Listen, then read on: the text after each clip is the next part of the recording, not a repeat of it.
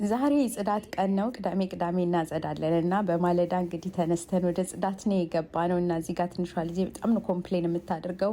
በፍጹም አትወድም ጽዳት እና የየራሳቸውን ክፍል የየራሳቸውን ባኞ ቤት የማጽዳት የነሱ ሪስፖንሲቢሊቲ ነው። በጠዋት ባሌ ተነስቶ ቁርስ ሰራልን።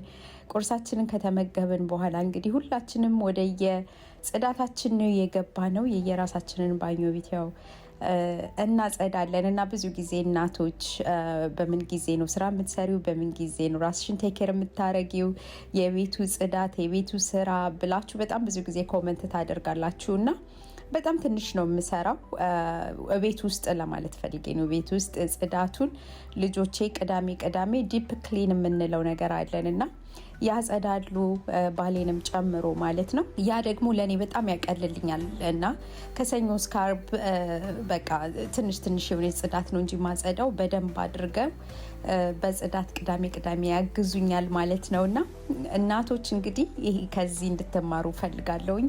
ለእናንተ ብቻ ስራ እንዳልተሰጠ እወቁት። ቤት ውስጥ ሁሉም የየራሱን ድርሻ መሳተፍ አለበት። ዛሬ እንግዲህ ያው እኛ በዚህ መልኩ ነው ቅዳሜን ያሳለፍ ነው። ተባረኩልኝ። ወዳችኋለሁ። ባይ